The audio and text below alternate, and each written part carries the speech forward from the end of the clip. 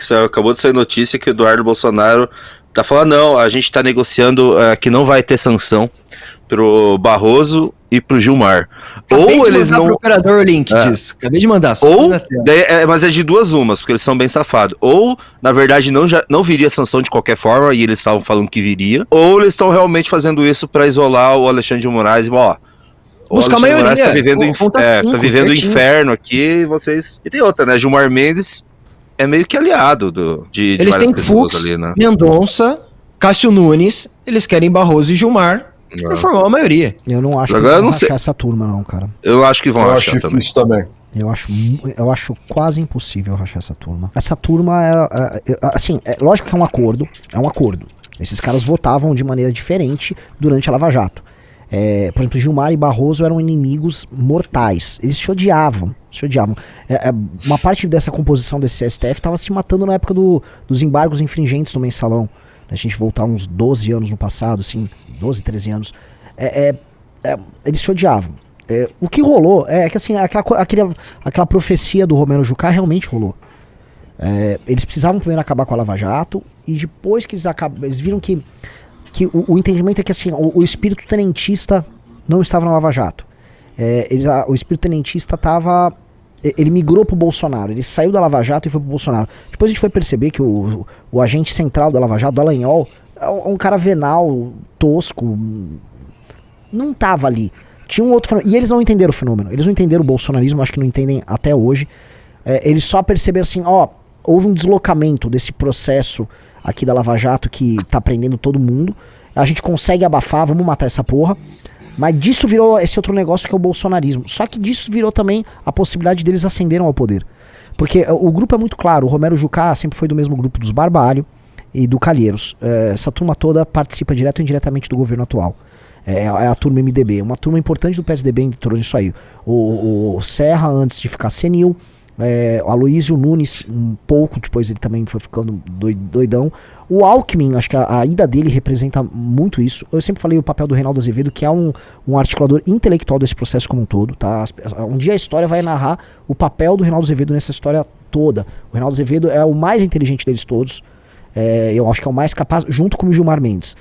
E eu acho que essa galera, né, Marcelo Odebrecht, essa galera que é uma mistura de poder econômico, poder político, influência no judiciário, bancas advocatícias, essa galera criou um bloco, e é um bloco muito difícil de bater, que é um bloco invisível. Ele é um bloco que não... né, e eles têm o Lula com eles. E esses caras governavam sem o Lula tá lá. Esses caras já estavam atuando sem o Lula estar no poder. Então eles conseguem a nomeação do PGR, eles conseguem nomeações em tribunais abaixo, eles têm o poder que eles têm no TSE. Então é um bloco, assim, inegavelmente poderoso. E aí eu acho que a coisa ficou da seguinte maneira: você participa desse bloco conforme você faz nomeações para STF. Então o Lula botou o Zanin e o Dino, esses caras, eles entraram jogando junto com o Xandão, mas aumentando o share de poder ali do lulismo, do interesse deles no jogo. Tanto que o papel do Dino é muito menos sobre o processo do Alexandre de Moraes e é muito mais, por exemplo, no enfrentamento ao Centrão com as emendas, né? Então ele tá tentando resolver uma questão específica do governo Lula, que é o Congresso. Mas eu não sei se de um acordo isso não virou como se fosse um partido invisível. Um partido invisível que atua. Sabe? Eu realmente não sei dizer. É engraçado você falar desses atores, você colocou Reinaldo Azevedo como porta-voz intelectual. E os atores, né, o próprio STF, do outro lado, nós temos, sei lá, a Zambelli sendo presa, o porta-voz intelectual é o Malafaia, que acabou de fazer um vídeo metendo o pau no Tarcísio.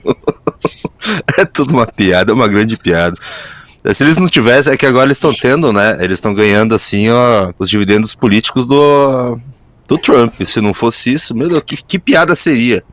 Que piada seria esse grande grupo que tem metade dos votos eleitorais do Brasil, representando um lado e do outro o Lula e o STF, pelo amor de Deus. E é um grupo que só consegue bater de frente contra esse outro grupo que o Renan descreveu, porque eles têm 50 milhões de votos, 50 milhões de votos versus meia dúzia de pessoas muito inteligentes, esse é o Brasil, cara. E muito bem posicionadas, né? E tanto que assim, essa turma é muito mais poderosa, por exemplo, do que a esquerda. A gente fica às vezes preso no fantasma da esquerda. A esquerda, os comunistas, o Brasil tá virando uma Venezuela. O Brasil não está virando uma Venezuela.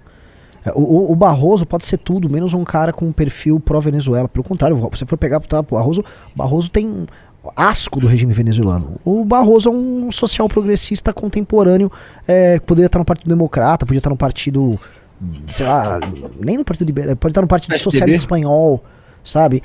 Não é isso aqui, cara. É outra coisa, e a galera não entendeu ainda o que é. É muito difícil. O caso brasileiro é muito difícil de se estudar. É um caso que, pra você explicar pra um gringo, ele não vai conseguir te dar uma resposta fácil. E eu acho incrível também que eles conseguiram ficar próximos ali, né, de todo o Estado americano, os secretários dos Estados Unidos, e essa equipe inteligentíssima no Brasil, dos ministros e do governo Lula e tal, eles não conseguem driblar esse bloqueio imposto pelo Eduardo Bolsonaro. Isso é mais incrível ainda. Isso é mais incrível do que está acontecendo. Para mim, o governo brasileiro não ter condições, o Estado brasileiro não ter condições de dar um telefonema para um secretário do Trump é um negócio inimaginável para mim. Mostra que talvez a gente subestime demais os atores envolvidos, tá? Porque do outro lado é bananinha, cara. É o Eduardo Bolsonaro. É o cara que foi pego na Copa e pra explicar que foi pego na Copa falou no pendrive. Acho que do outro lado é o Marco Rubio, sabe? Mas e quem que tá explicando os casos pro Marco Rubio? É Figueiredo e Não é só o Figueiredo e ele. Assim, a gente não pode subestimar o papel do Figueiredo e do Banana. Mas, cara, o Marco Rubio tá atacando a Colômbia agora, tá falando de Venezuela agora. Eles estão fazendo a mesma coisa com o México agora. Não é que é uma coisa isolada, é uma coisa consistente que eles estão fazendo. Deixa eu trazer um elemento aqui pra gente discutir com base nisso.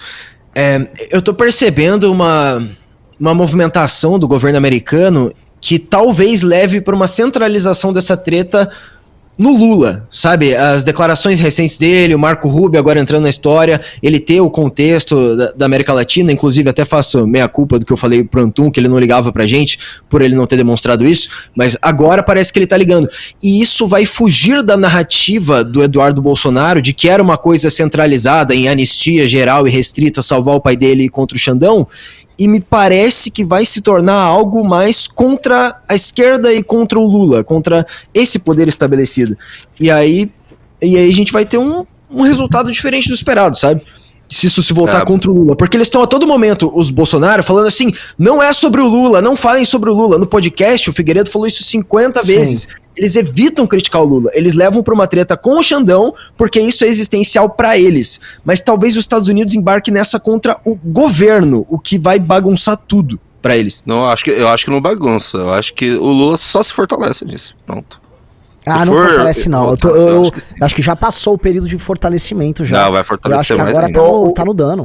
Um sentimento de underdog vai falar bem alto, viu? Vai ter gente que vai ficar com raiva e, quer saber? Dane-se. Vai lá, enfrenta a grande potência. Cara, pra mim era o que tá acontecendo, o ganho de popularidade de curto prazo, até chegou a aparecer em pesquisa, né, por tal do fervor e o cacete, mas quando o grosso se entrar, e aí a economia do Brasil começar a receber, né, o ônus de ser sancionado pelos Estados Unidos, cara, a popularidade de ninguém segura isso, entendeu? Eu não acho também que vai ser, derrete o Brasil, queda de 20% dos mercados. Mas eu acho que, cara, vai ser uma sangria, assim, constante, progressiva, que vai minar um pouco do clima dele para 2026, sabe? É que, assim, tudo que o Bolsonaro fez durante a pandemia, naquele momento, assim, deixou a gente mais pobre, assim, a gente passou por um período horroroso economicamente, e a popularidade, ele lançou ali o Auxílio Brasil, a popularidade dele voltou a crescer, Mas ele perdeu. A economia não é assim, ele perdeu, seguinte, a questão econômica do Auxílio Brasil é que entrou ali, o Auxílio Brasil chegou no momento que o Brasil não estava completamente arruinado, sabe, o Auxílio Brasil chegou em 21, o Brasil não estava totalmente, 20 no final de contas, não estava completamente fudido, ele deu o all-in no ano eleitoral em 22, a situação que a gente está aqui é um rebote de quase 6 anos, bicho, de destruição econômica. Não tem de onde o PT tirar dinheiro. Vai quebrar o Brasil. Eles podem meter um auxílio ali para tentar recuperar a popularidade. Mas, cara, Essa merda não vai chegar até o período eleitoral do ano que vem, velho. Esse é o ponto. Tipo. Será que não? Hoje o governo tá desesperado para evitar um... Então, o governo tá desesperado para evitar um crime fiscal ali explícito, tipo, que pode despedaçar o regime de uma vez. Então, cara, não tem muito que o governo federal possa fazer para recuperar a popularidade se o Brasil tomar uma estompada escrota que nem a gente vai tomar agora. Sabe? Mas é que eu acho, Pera, que eles tiveram algum sucesso em trazer essa culpa toda para o STF, porque o STF ele é muito impopular em todo o Brasil. Quando vem sanção contra o STF, é muito difícil você encontrar gente contra, imposições contra o STF. E quando veio, não, as sanções vão ser contra o STF, eu acho que eles tiveram algum sucesso numa narrativa aí. Mas se, como o BH falou, se isso virar algo contra o Lula, eu acho que o Lula só tem a ganhar com isso. Eu acho que não. Vai quebrar e não vai ter de onde tirar. Eu tenho certeza que eles conseguem fazer pra quebrar ainda mais o Brasil na época de eleição, fazer ali um novo auxílio, dar dinheiro aqui e ali, ele quer essa popularidade de novo. Não acho, cara. Ele precisa de uma certa anuência do poder econômico para conseguir aprovar algo dessa magnitude no Congresso. Se o Brasil tiver estrangulado pelos Estados Unidos, nessa época onde o Lula precisa aprovar algo, simplesmente não vai ter apoio, não vai passar a medida eleitoreira. Então a perspectiva dele de poder diminui se ele é o cara sancionado pelo Trump, porque aí ele vai ser reeleito e a gente vai viver em um período de novas sanções ou continuidade disso. Ninguém vai querer, nem o próprio STF vai querer ficar convivendo com um para-raio de sanção na presidência do Brasil. Então ele vai ser sabotado, ele vai ficar cada vez mais isolado se isso se voltar só contra ele. Pensa que o Barba entregou até a mãe numa bandeja pra passar a porra do IOF, cara. Você acha que ele vai conseguir destruir o país agora, tá ligado? Meio que não existem mais formas dele lidar com... Cara, é muito grande, sabe? Ele vai queimar muito capital político pra salvar a própria cabeça. E o Centrão, apesar de eles serem canalhas, eles não operam na lógica de vou queimar a casa que eu tô morando só pra sentir um pouco de calor. Eles são reformistas, sabe? Quando o Brasil chega perto de quebrar, eles vão lá, fazem reforminhas e dão uma sobrevida pro regime. Sabe, se o Painho apresentar, eu vou quebrar o Brasil pra ganhar a eleição, eles vão derrubar o cara, velho. Então não tem como ele... É realmente uma crise muito grande, bicho. Até porque o Centrão já tem uma resposta a tudo isso, né? O Centrão já apresentou uma resposta a tudo isso, que é o Tarcísio. O Tarcísio é a resposta pra toda essa crise que eles acham. Não, Tarcísio aqui... tira o Lula aqui, sabe, faz o acordo aqui com os ministros aqui pra não ter mais sanção, e todo mundo vive, a gente faz umas reforminhas aqui e a gente sobrevive mais uns anos. Eu acho que o problema é que com tudo que tá acontecendo, eu acho que até esse acordo que já estava pré-estabelecido antes de começar essa história já tá em risco, né? Acho que tem risco. Cara, com certeza. O Julito, mas eu penso assim, cara, atacar hoje, tipo, direcionar os ataques ao Alexandre de Moraes é indiretamente atacar o Lula, só que sem o ônus da bipartição, porque você vê, toda essa treta do IOF que aconteceu, o Lula deseja essa medida, né, para aumentar a arrecadação. Teoricamente, o legislativo estava arranjado para concordar, tem uma mudança súbita de ânimo, num espírito meio, eu imagino que ali nos bastidores já um deixa sangrar, já meio querendo purgar ele para 2026. O Lula recorre ao STF e aí ele consegue a reversão da decisão, né? Cara, o STF já não virou um instrumento de governabilidade do Lula, porque ele é muito, muito fraco nas duas câmaras legislativas. Se ele quiser navegar até 2026, eu acho que ele depende de toda forma da bancada do Centrão, que eu sinto que rompeu com ele, ou pelo menos desejou romper com ele ali antes do IOF. Então, cara, derrubar o Alexandre de Moraes e meio tipo quebrar essa moral do STF é meio que jogar o Lula para naufragar em 2026 mesmo. Não acho que tem muita distinção assim não, entendeu? Olha, eu acho que tá por aí a discussão, viu? Acho que a gente tá começando a chegar lá. Porque, primeira coisa que a gente tem que saber, o que o Trump quer? Eu vou falar disso de Centrão. O que o Trump quer? Muita gente tá em dúvida, muita gente acha, não, o Trump só quer resolver a questão tarifária. Eu acho que não é só isso. 2, o Trump quer resolver uma questão geopolítica com a China. Eu acho que inclui isso.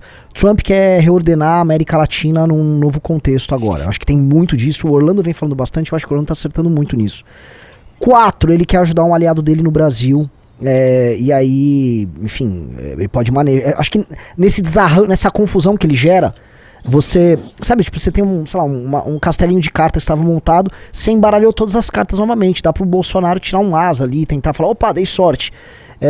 Então, eu acho que nessa confusão, o que o Trump permitiu aos Bolsonaro foi ter capacidade de agência num jogo que eles não tinham antes, de interferir ali. Eles não tinham mais como interferir. Hoje foi permitido a eles essa interferência. Só que a dúvida é assim, se o Trump quer, ou se os Estados Unidos com o Rubio, Trump, etc., quiserem matar o Brasil como um foco de interferência chinesa na América do Sul e de espalhamento de uma doutrina anti-americana na América do Sul e também ajeitar as coisas do ponto de vista tarifário e tal, historicamente ele matou o PT. Ressurge assim das cinzas Olavo de Carvalho, mataram o Foro de São Paulo. Historicamente, assim, ele matou. Imagina assim, no último mandato do Lula, o propósito histórico da fundação do PT, que no fundo sempre foi profundamente anti-americano, né? As veias abertas da América Latina, toda aquela coisa, tipo, pra alinhar, vai alinhar com nós, os Estados Unidos, e se reclamar, se fudeu. Se for essa coisa tão ambiciosa, e o Orlando vem propondo assim, é ambicioso nesse sentido, o Lula e o PT estão muito, muito, muito fodidos, e acho que aí é o próprio STF que sai do jogo do Lula, e o próprio Centrão abandona o Lula e vão tentar construir o governo de transição ali, já assim, Tarcísio, é isso aí, vamos fechar um acordo dos Estados Unidos, acabou o Lula, a vida vai seguir. Eu sinto um pouco as coisas nesse caminho ali. Se for isso, é um sopro de esperança. Pelo menos, imagina se a força petista, as forças de esquerda da América Latina, vai ser assim. Nossa, seria incrível. Mas será que vocês acham que é isso? Seria... Vocês sentem é que agora que você tá falando, e já que você falou que o Orlando tá colocando isso, eu tendo a... Opa, aí tem coisa. Porque o Orlando... Então, foi isso que eu falei, de trazer o elemento de que agora parece que as forças estão se voltando mais contra o Lula. Porque faz mais sentido para os Estados Unidos afetar o Lula. Que é até a parte eleitoral do poder do STF. Se entra qualquer pessoa após o Lula que venha mais ou menos do campo da direita, os Estados Unidos já tem um aliado aqui e resolveu o seu problema. Então, ou ele vai querer interferir pesadamente para colocar o Bolsonaro de volta. Cara, eu acho que se ele tentar entrar nessa guerra, ele não vai conseguir, o Brasil vai se fechar mais ainda. E, assim, o acordão suculento do Centrão acaba sendo a melhor saída para os Estados Unidos também. Só falta eles entenderem isso. Faz todo sentido até disso que vocês estão colocando, que você e o Renan colocaram, aí faz todo sentido esse aceno, né, pro Bolsonaro, que ele vê como o principal adversário, né, eleitoral do Lula, assim, por cima. Você tá lá nos Estados Unidos, o que tá acontecendo no Brasil? O inimigo, a gente quer derrubar essa esquerda alinhada com a China. Quem é que é o adversário político no Brasil do Lula? É o Bolsonaro. Então vamos ajudar aqui de alguma forma a família Bolsonaro. Mas realmente daí a saída, porque eu não acho que se for, assim, não vai ser a saída, vai ser, não, Bolsonaro vai ficar elegível, vai ser o próximo presidente. Assim, eu acho que daí é o próprio Centrão e a esquerda que preferem terra arrasada. Vai ser os bolsonaristas querendo terra arrasada para se vingar, e o STF, esquerda e o Centrão querendo terra arrasada também. Junito. Tem alto risco disso acontecer. Dos Estados Unidos entender o jogo político brasileiro até a linha 2, pensar só em Lula ou Bolsonaro, dar all-in no Bolsonaro, e a gente acabar ou com o Bolsonaro de volta, caso os Estados Unidos tenham uma super interferência, ou com um STF, um Lula fortalecidos e um Brasil isolado. Então, cara, o histórico americano de apoio para aliados, ele é bem escroto, porque eles apoiam uma facção por um tempo. Se eles percebem que essa facção não vai vencer e a outra facção ali, alinhada aos interesses americanos, que tem um potencial maior de longo prazo, estou falando 6 meses a mais, eles vão apoiar esse grupo. Então, se o governo Trump perceber que o bolsonarismo não tem futuro e o Centrão tem futuro, e o Centrão também tá alinhado, tá bom. É vocês. Tarcísio. E o tempo é o amigo dessa teoria, né? Porque isso pode acabar chegando neles. Só isso que eu tô falando tudo. Cara, eu acho que o que ficou bem claro pra gente é que toda a política latino-americana, basicamente, como a gente entende, assim, pelo menos eu no meu espaço de vida, né? Sendo um homem nascido e criado sob a égide do Lula, é que toda a política latino-americana ela era meio que um simulacro da política americana em si. Então você tinha uma facção da esquerda, e a gente tem que entender cada vez mais a onda rosa latino-americana, não acontecendo em verdadeira oposição aos Estados Unidos, mas como uma coisa coordenada, meio que no espírito do Partido Democrata do Obama. E as alternativas de oposição, que na época não inexistiam, refletiam um pouco da negligência dos interesses do Partido Republicano, que estavam lá no Oriente Médio, cada vez mais estão indo para a Ásia também. Foram lentamente migrando para a China. Então, eu acho que na verdade não dá, no geral, para entender Estados Unidos pensando como um agente único, né? Tem que pensar igual Roma, os clãs, né? Então, tem um clã democrata e um clã republicano. Cara, a gente tem que se acostumar com a ideia de que se o Trump realmente continuar nesse ritmo e ele continuar destruindo todos os meios de poder externo do Partido Democrata, então, tipo, o USAID sumiu, né? Da noite pro dia não existe mais. Cara, tremendo braço de soft power do Partido Democrata. É que a esquerda latino-americana vai ficar sem aliado. Natural, né? Surge vácuo de poder a partir daí. Então, entender se o Lula vai continuar com a mão estendida, os agentes políticos, na verdade, né, que eram ligados meio que aos Estados Unidos democratas, vão continuar estendendo a mão para Washington, ou se eles vão abrir o olhar. Eu sinto que tem um lobby muito forte, né? Agora, nesse momento, na internet brasileira, tem um lobby muito forte de alternativas, assim, meio que para seduzir essa elite que eu acho que vai acabar se tornando órfã do Partido Democrata eventualmente. Então rola um dinheiro russo forte, rola um dinheiro chinês muito forte na internet brasileira hoje, justamente para seduzir essa facção que é dissidente desses Estados Unidos do Trump, mas que era os Estados Unidos republicano, é os Estados Unidos que fechou a América Latina durante a ditadura militar, sabe? Então a situação geopolítica, assim, lato senso, cara, abre para a América Latina virar de novo território contestado de verdade, não entre, sei lá, o clã Flávios e o clã Mários, mas entre realmente Estados Unidos e China e Rússia e Irã, cada vez mais. Então tem que ver se a esquerda brasileira vai conseguir produzir novos agentes que paqueram de fato esse grande cinturão asiático. Eu não acredito que o Barroso, um homem da idade dele, vai se convencer de que, não, na verdade Nova York é uma merda, eu acho o Teherã muito mais charmoso. eu acho que para alguns caras só não dá, mas para os novos agentes a gente tem que ficar atento.